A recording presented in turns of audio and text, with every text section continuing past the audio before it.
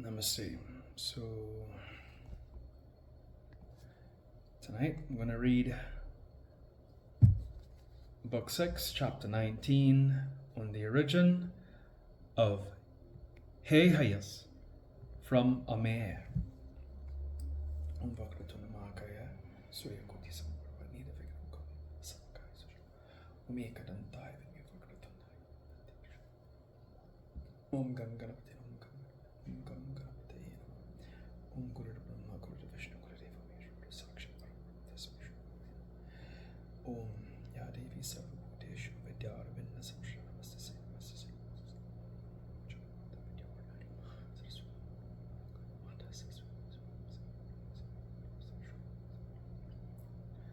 Hari Om, that's it. That's Hari Om. Vyasa said, O king, thus granting the boon to the goddess Lakshmi, Shambhu quickly returned to the lovely Kailasha, adorned with apsaras, celestial nymphs, and frequented and served by the gods. He then dispatched his expert attendant Chitrarupa to Vaikunta to bring the purpose of Lakshmi to a successful issue. He said to him thus, O Chitrarupa, go to Hari and speak to him on my behalf that he would go and remove the sorrows of his distressed and bereaved wife and thus make her comfortable. Thus ordered, Chitrarupa started immediately and reached at once Vaikunta, the highest place, covered all over by the Vaishnavas. The place was diversified with lots of various trees, with hundreds of lovely lakes, and echoed with sweet, lovely sounds of swans, karandavas, peacocks, parrots, cuckoos, and various other birds, and adorned with beautiful places, decked with flags and banners.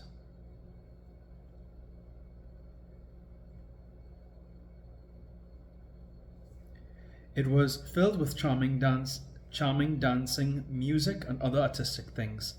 They were the lovely Bakula, Ashoka, Tilaka, Champaka, and other trees, and the beautiful tree Mandara looked beautiful and shed all around the sweet fragrance of its sweet flowers for a long distance. Thus seeing the lovely nice palace of Vishnu, and the two doorkeepers, Jaya and Vijaya, standing with canes in their hands, Chitrarata bowed down to them and said, Well, you go quickly and inform the Supreme Soul Hari that a messenger has come under the orders of the Bhagavan Shulapani and is now waiting at his doors. Hearing his words, the intelligent Jaya went to Hari and with folded hands said, O thou ocean of mercy, O Keshava, O Lord of Rama, O Deva of the Devas, a messenger has come from the Lord of Bhavani and is waiting at the doors. I do not know at what important business he has come. Please order whether I will bring him before you or not. On hearing of the Jaya's words, Hari, aware of the inner feelings, knew at once the cause and said, O Jaya, bring before me the messenger come from Rudra. Thus hearing, Jaya called the Shiva's servant of a graceful form and brought him to the presence of Janardana. Chitrarupa of variegated appearance prostrated himself flat before him in the form of a stick and stood up and remained with folded hands. The Bhagavan Narayana, whose carrier is Garuda, saw that servant of Shiva and variegated appearance and full of all humility, and became very much astonished. The Lord of Kamala then smiled and asked Chitrarupa, O pure one, is it all well with Mahadeva, the Lord of the Devas, and his other families and attendants? On what business has he sent you here? What does he want me to do? Or tell me if I have to do any other business of the gods. The messenger said, O thou, the knower of all that is within one's heart, there is nothing in this world hidden from your knowledge. When is that which I say unknown to you? O thou, the knower of present, past, and future, I am now saying to you what Shambhu has told me to inform you. Yes, said, O Lord, the goddess Lakshmi is your dear consort. She, the daughter of the ocean, and the bestower of all success. Though an object fit to be meditated by yakshas, kinnaras, naras, and immortals, is now undergoing severe penance at the confluence of Kalindi, the Jamuna, the daughter of Kalinda, and the Tamasa. What is there in the three worlds that can be happy without the mother of the worlds and the giver of all desires? O lotus-eyed one, what pleasure do you feel in abandoning her, O all-pervading one? Even he who has no riches and who is very weak maintains his wife. Then why have you, being the Lord of the worlds, forsaken your wife? Without any offense, who is worshipped by the whole universe, O Lord of the world, what advice shall I give to you? He whose wife suffers in the world is blamed by his enemies.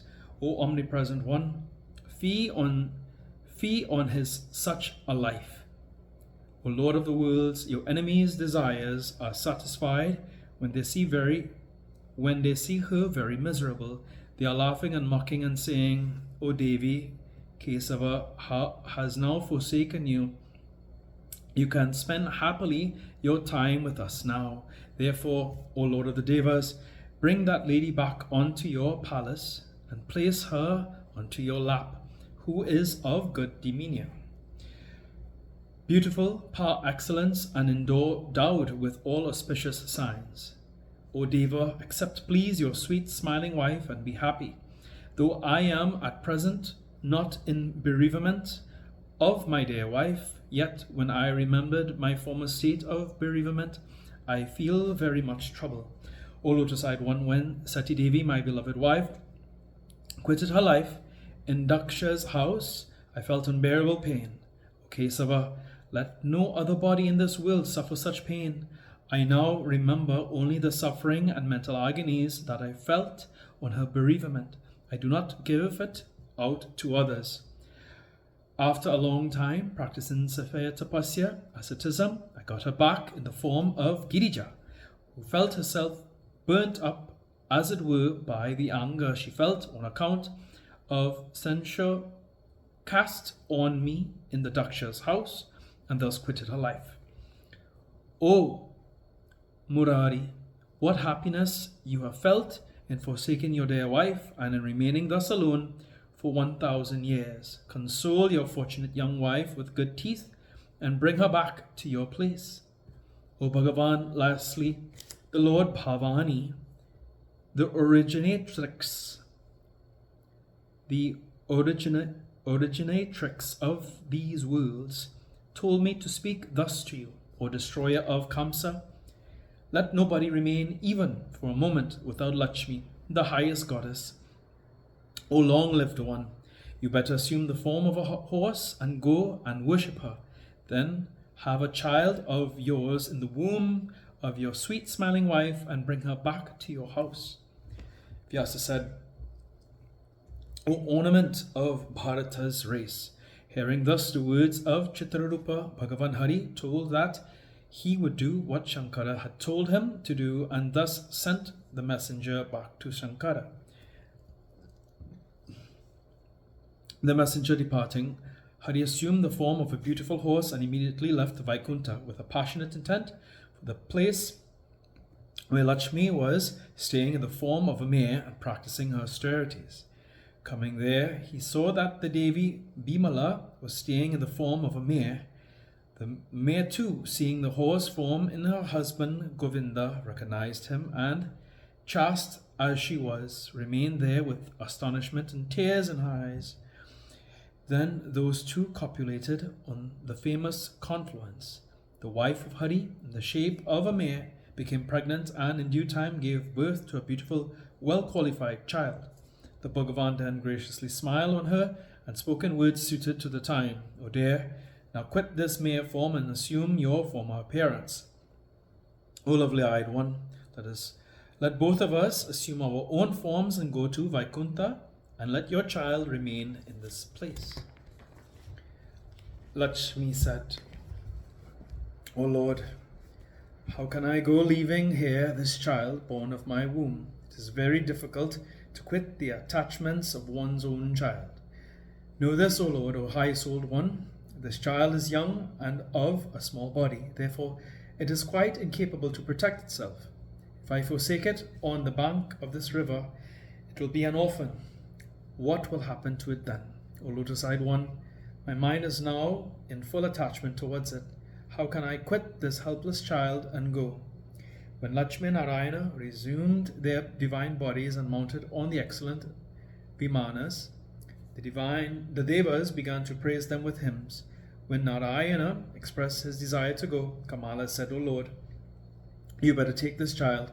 I am unable to forsake it. O Lord, O slayer of Madhu, this child is dearer to me than my life.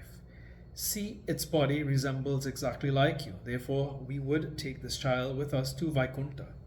Hari spoke, O dear, you need not be sorry. Let this child remain here happily. I have arranged for its preservation and safety. O beautiful one, there is a great act to do in this world that will be executed by your child. For this reason, I am leaving it here. I am now describing to you the above story. The famous king Yayati had a son named Turvasu. His father kept his name as Harivarma. He is known by this name. That king is now practicing asceticism for getting a son for 100 years in a place of pilgrimage. O Lakshmi, I have begot the son for him. I will go there and send the king here. Beautiful face one, I will give this son to that king, desirous of an issue. He will take this son and go back to his house. O king, thus consoling his beloved, whose abode is in the lotus, and placing the child there in that position, he mounted on an excellent car with Lakshmi and went to Vaikuntha. Here ends the 19th chapter of in the 6th book, The Origin of Hayas, from a mere in the Mahapuranam Srimad Devi Bhagavatam of 18,000 verses by Maharishi Ved Vyasa. Om Jayanti Mangalakali Bhadrakali Kapani Durga Vishmaya Swaha Swara.